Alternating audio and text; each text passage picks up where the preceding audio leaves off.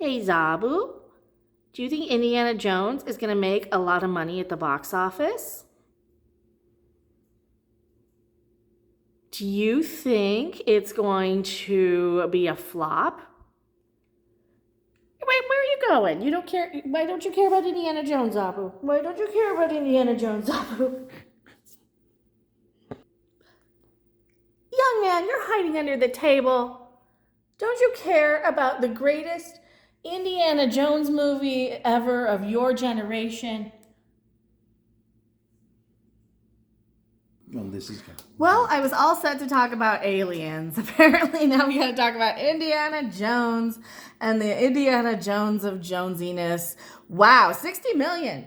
This is Indiana Jones. Why is this opening at 60 million? This isn't like a Harry Potter spin-off fantastical whatever's thing. Who are you? Why are you here? I'm Rob off camera. What is going on with this Indiana Jones box office thing? What's going on is they premiered the movie at Cannes. And it stung Now, on ice. is it Cannes or Con? I don't know. Con. Whatever it is. It's both. It's Can and Con. They showed regardless, they showed the movie. People didn't like it. Because it's bad. It stunk on ice. Yes. And now Deadline's even admitting it's bad. Oh, wow. When industry people. Now, I saw this article because Robert Meyer Burnett tweeted about this, and he's an industry person. And even he's saying that Indiana Jones and James Mangold, they should be making more. This doesn't look well for the box office tracking. Wow. Wow. Do you want to elaborate on this one? What should it be making? What do you think? This is Indiana Jones. This should be making somewhere around maybe 90 to 100 million. This isn't like Space Wizards to the average normie. This is something that the normies can get into. Yes. This is like a Ghostbusters or a what's the other? Back to the Future is another big one. This is something that the normies know. This is a big time franchise. This isn't. I know Star Wars is a huge time franchise, but I'm saying like Star Wars you can at least kind of, and I'm not knocking it with Space Wizards, but the normies still kind of think it's still, they don't know the difference between Star Wars and Star Trek, and you know that, and I know that, and Zabu doesn't care because he's hiding under a table looking for treats. Indiana Jones is going to have, it's going to have to break, we talked about this yesterday, it's going to have to make about 700 million? 750 million. Just to break even with all of the reshoots and reboots. Here, do we want to read this? Do you want to read this article, Mr. Announcer? In the wake of the world premiering in Cannes, whatever it is, to lackluster film reviews at 50% Rotten Tomatoes. Wow. Disney, Lucasfilm's Indiana Jones and the Dial of Destiny is currently looking at a 60 million plus domestic opening. The movie opens on June 30th, heading into what is conceivably a 5-day play period, given that Independence Day falls on a Tuesday. Oh, they're even giving it 5 days to do. This is less than The Little Mermaid. No, this isn't going to make less than The Little Mermaid, is it?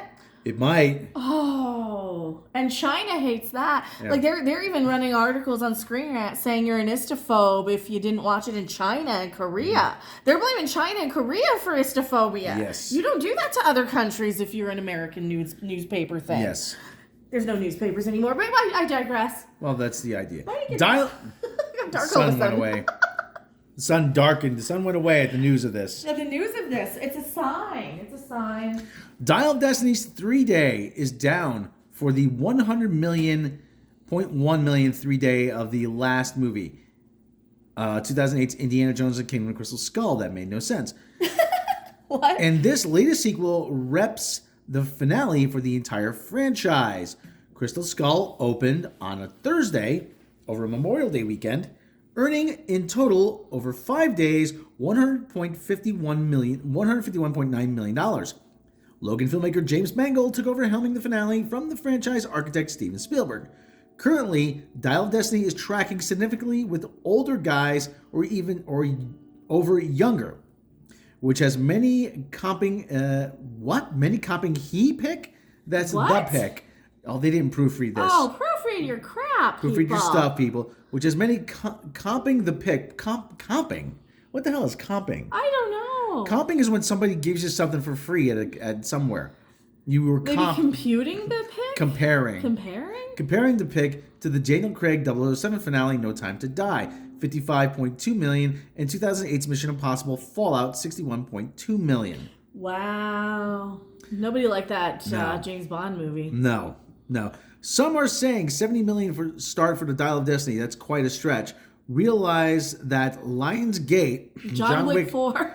4 opened at $73.8 million, would double the tracking metrics that Dial of Destiny is showing here. Disney will need to pick up the slack in the coming weeks in their marketing to get more interest from younger guys. They shouldn't have released all these Rotten Tomatoes reviews. They shouldn't have opened it at Cannes then. But they did that, I think, on purpose, just to say, you know what? You're so confident it's going to succeed. There you go. Deal with it, Kathy. Anyways, their distraction now being Spider-Man Across the Spider-Verse in theaters and the upcoming Warner Brothers DC The Flash on June 16th. Oh, young guys aren't going to watch this over The Flash. Yeah, people will just wait for Disney Plus. Yeah. Well, that's the other thing, too. They're going to wait for Disney Plus. Well, and The Flash, now keep in mind, The Flash is marketed towards, like, our generation. It's got Michael Keaton Batman. Yeah. It's more for people who like Michael Keaton Batman. Yeah. That's going to be a huge driving force are, like, the 40-year-old white dude YouTube guys, you know, the people who you really want. The people with the money. The people you don't want to piss off. Yeah, and okay. However, that hard word of mouth out of Cannes, that's a totally different movie. Word of mouth is quite the hurdle. Indiana Jones and the Kingdom of the Crystal Skull, which wasn't beloved by many, settled at 77 certified fresh and a B cinema score versus the previous 1989 installment, Indiana Jones and the Last Crusade, which earned 84% certified fresh from critics and a solid cinema score. Yeah, but Rotten Tomatoes wasn't around back then. No, the internet wasn't around. We didn't have all of this Kathleen Kennedy stuff. Like, people are going to not watch this just to not give Kathleen Kennedy $1. Oh, do you think the Solo thing is going to affect this? The Solo thing and the Star Wars thing and the Disney thing with what Disney's doing with DeSantis. Let's pull that up a little bit. Let's see how the culture war is going to impact this. Read that again. LGBTQ plus people flock to Florida for Gay Days Festival. So the culture war stuff, sum up without being partisan here.